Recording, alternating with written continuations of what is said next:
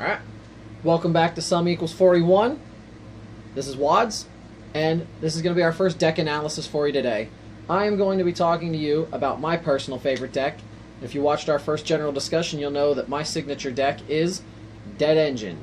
It's my take on cars. It was brand new starting in Wave 2, and it's a fantastic deck. I like it a lot.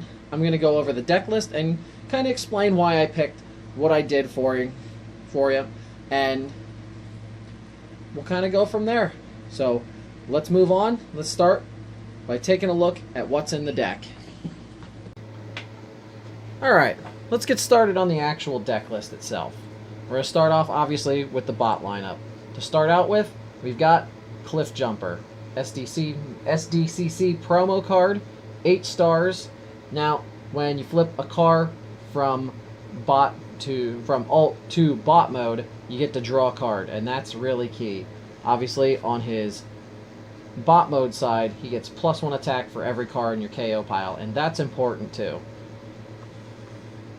Alright, for our second bot, we have Dead End, and he's the other key component to this Dead End draw engine. Now, the important part to know is that Dead End himself draws you cards. You flip him, he's got Tough 1 while he's in car mode. Not terribly important, but it can be helpful in a pinch. And then when you flip him over to bot mode, you draw a card. And then also you get to draw a card for Cliffjumper, so you're netting yourself a very handsome +2 every time he gets to flip. After that, we have Decepticon Drag Strip, another 5-star car. And when he attacks, you flip an orange and a blue icon, you get to draw 2 cards. And I have to say, if you can't tell yet, digging for cards through these draw engines is kind of what I'm going for here. It's a fantastic little thing, and there's plenty of ways to make sure you're stacking a blue and an orange in here to make sure you're getting those extra 2 draws. But even if you don't really necessarily need them, you can beef his attack up, and he swings pretty good. 7 health, not wonderful, but it gets the job done. And last but certainly not least, I have Prowl from Wave 2. 7 cost, which brings us up to 25 stars. Base 5 attack, only 1 defense. Manageable, but it's not great. And then 10 health, good. Usually means he can take about 2 attacks. Sometimes he gets one-shotted, which is okay, because it usually means he did what he needed to do. He's got on-board Bold 1, which is fantastic, which means we're going to average usually about 8 attack when he swings on the first turn. Obviously, if you're going second, you can give him, say, a grenade launcher and boost that up even more. It's a wonderful little car. And obviously, as the smaller guys die, Cliffjumper is going to become more powerful when he finally flips over towards the end of the game, if you can keep him alive that long.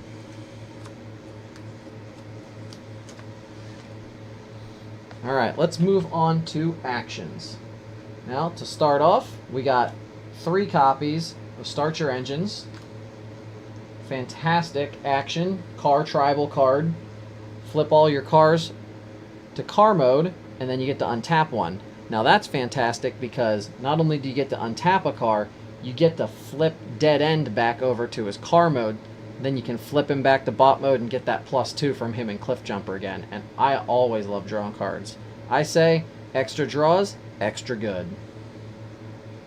Next up, we have 3 copies of Reckless Charge. The thought behind this card, obviously, it's a fantastic card because a static +4. It's basically grenade launcher with feedback damage. The 3 damage can be bad, but 2 of the cars, specifically talking about Dead End and Drag Strip, aren't very powerful on their own, but you give them that nice big fat boost of +4, and the feedback damage isn't going to look so bad. They're most likely going to get one-shotted anyways, so you might as well put them to work for you. Now, I also run 3 copies of Supercharge, and I personally love Supercharge, and I know it's not the best card, but Bold in this deck can be fantastic, especially because of Drag Strip. Having more chances to hit that blue and orange means extra draws, and digging for what you need is fantastic. Now, next up we have 3 copies of Rollout. Again, flipping your cars back to car mode. Flip everybody to alt mode. Again, it lets you flip dead end again. You give up your action play, but you can dig for more cards, getting you to those better upgrades. Let's say you dig and you end up getting that turbo boosters you might want, so you can untap, say, Prowl, so he can go again before you have to start tapping your smaller guys. Prowl can probably get 2, maybe 3 attacks in before he goes down, as long as you can keep untapping him. Not to mention, you get to keep digging through your deck, and having access to more cards is always nice. Alright, we got 3 copies of Incoming Transmission. Always good for an aggro deck. It helps you get rid of those stubborn double orange pips that you don't necessarily want to play, but also it's going to let me stack Rollout here if I have Drag Strip, and I don't really need a Rollout in my hand, because then I'm 100% guaranteed to get my +2 draws, and I always love drawing cards. Now we got 2 copies of Ramming Speed. I thought about running 3, but I find that in this instance, running 2 is plenty. There's not a whole lot that Ramming Speed's going to need to take care of.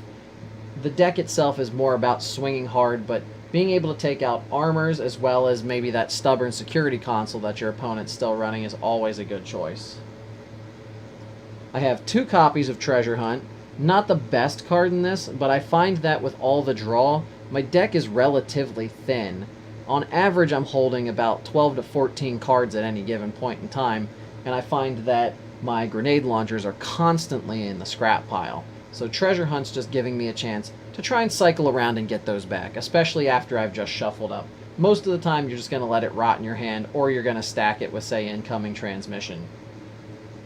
And finally, for actions, we got 3 copies of Peace Through Tyranny. Very rare that I actually play this card.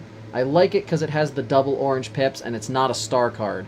And it's probably going to be the last of the double orange pips that doesn't have a star.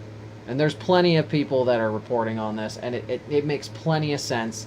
Completely understand, because at one point we'd be able to run all double orange pips, and why wouldn't you? I mean, oh crap, I've got bold 4. Oh, I got double orange for all this. The attacks, it would make the power creep ridiculous.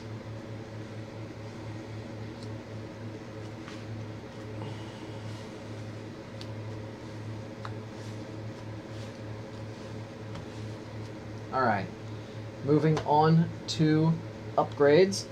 I'm obviously going to be running 3 copies of Turbo Boosters, like I said. The +1 attack is always wonderful, and untapping cards is always good.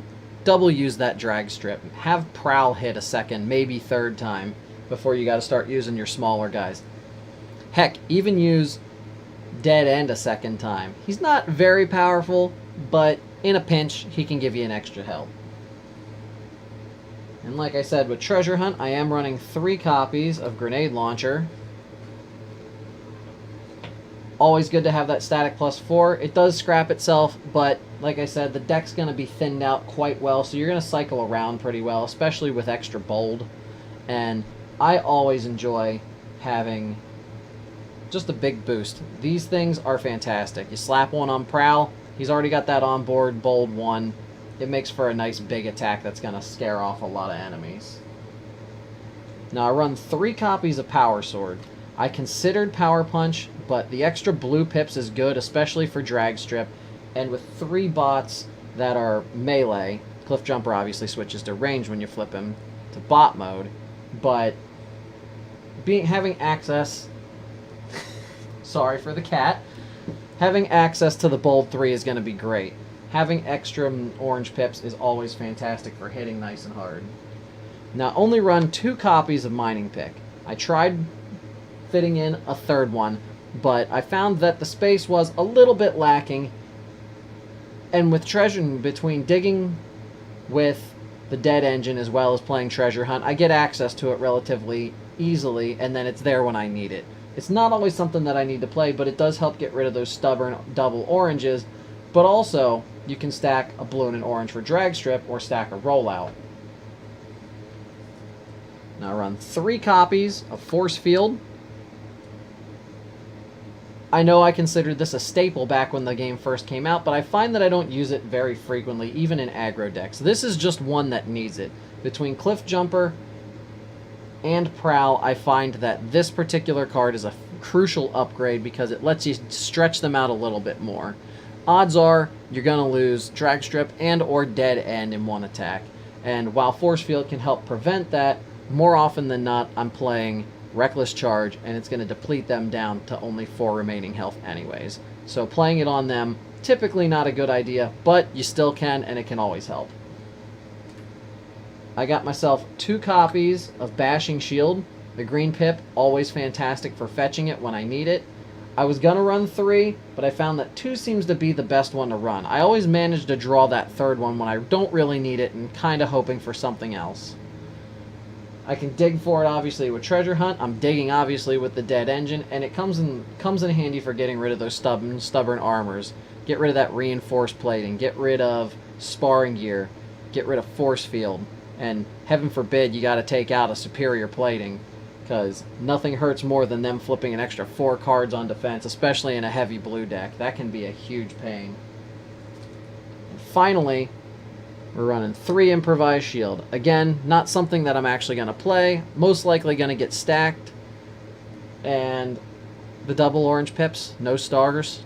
It makes it very, very easy to select this card in any aggro deck, much less this one.